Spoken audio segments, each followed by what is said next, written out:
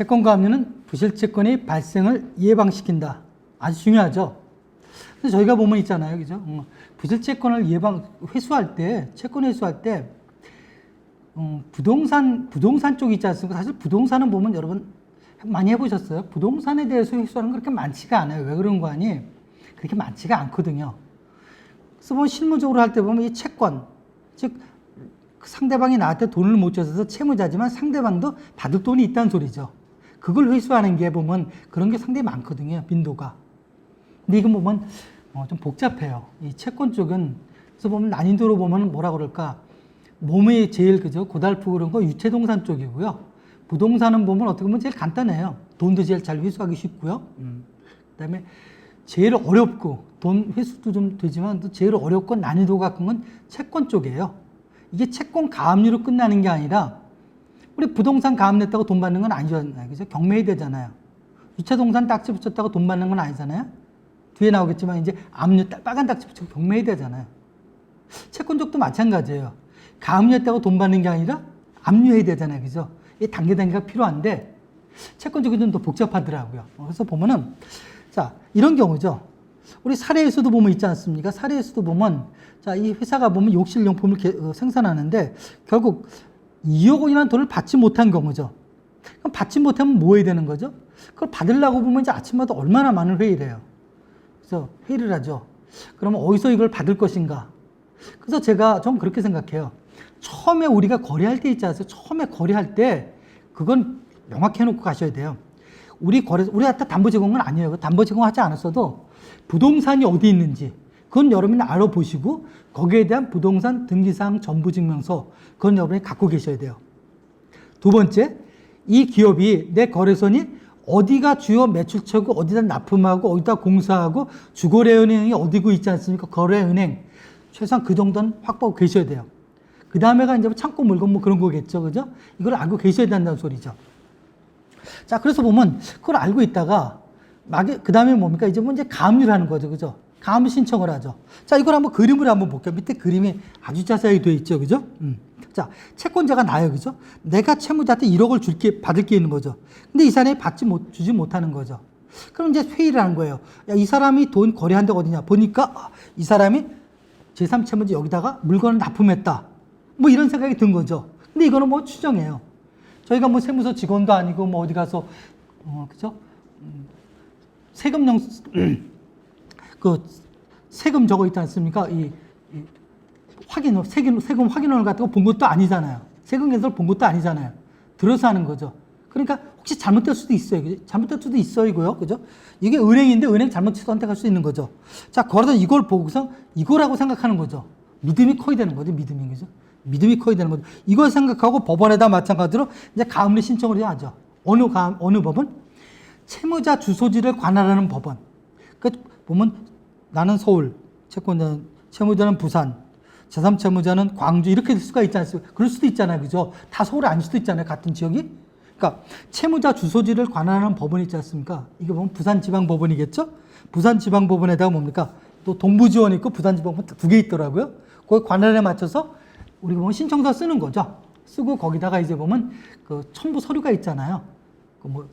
우리 보면 그 최고서라든지 이런 내용들 계약서, 그다음에 계산서, 돈 못 받지 못하는 사유 이런 거 신청을 하는 거죠. 법원에다. 그럼 법원에다 보고 있다가 그 말이 맞다고 틀리면 좀 이상하면 우리 보면 이제 보정명령 내리고요.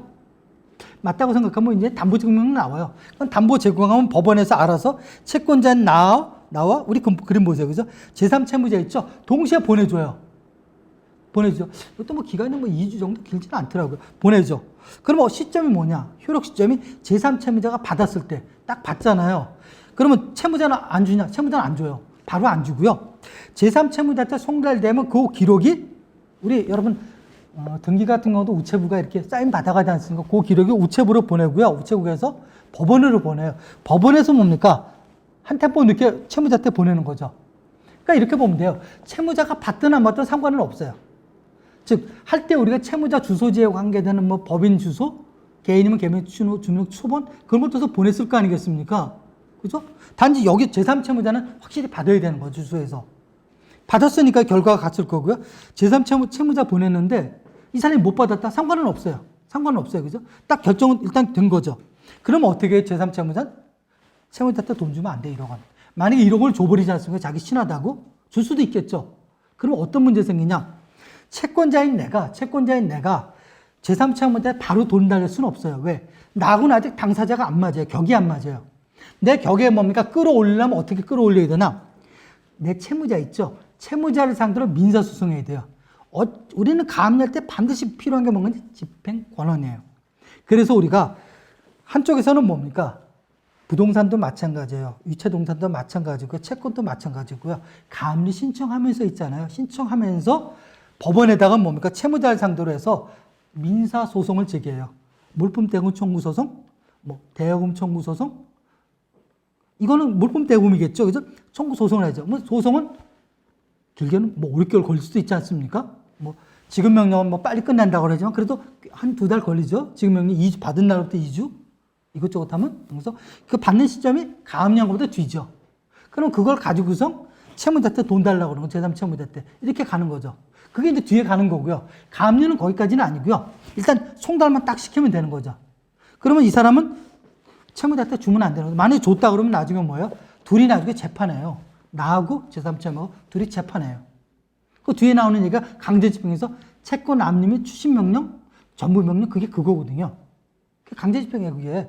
그러면 그 전에 이 사람 주면 안 되는 거죠. 그럼 그 상태에서 나는 어떻게 합니까? 내가 제3채무자 저 사람을 압니까? 잘 모르잖아요. 잘 모르는 사람이잖아요. 물론 이제 다 양쪽으로 알고 있을 경우도 있지만 모르는 경우가 많지 않습니까?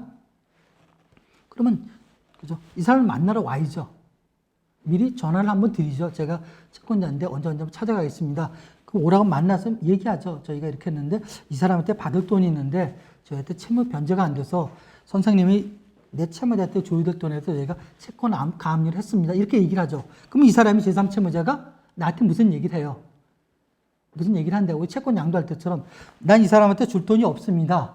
돈을 다 줬습니다. 그 다음에 뭡니까?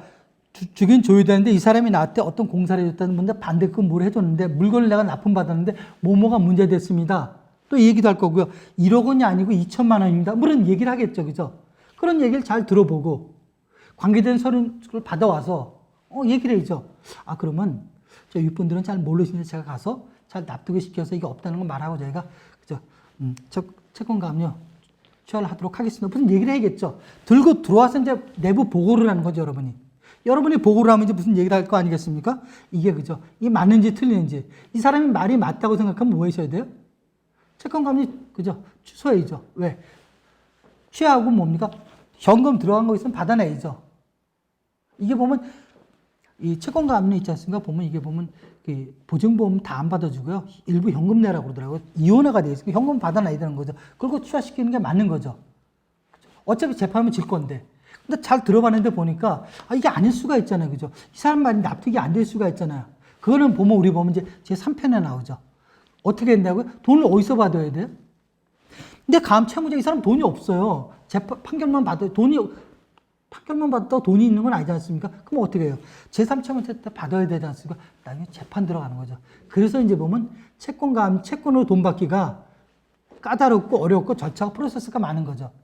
그래서 우리 보면 영업을 담당하시는 분들도 그렇고요. 아니면 또 그냥 일반 또 가정주부님들이나 학생분들 보면 이게 어렵다고 생각해요. 맞아요. 제일 어려운 게 이거예요. 채권 관리에 있지 않습니까? 제일 보면 난이도가 높다는 게 이거거든요. 이 개념이거든요. 근데 보면은 이걸 그냥 하기엔 참 어렵고요. 그래서 여러분이 만약에 실제로 거래를 하는 분들이 있잖아요. 이분들 한번 생각해 보세요. 대입을 한번 딱딱 해보세요.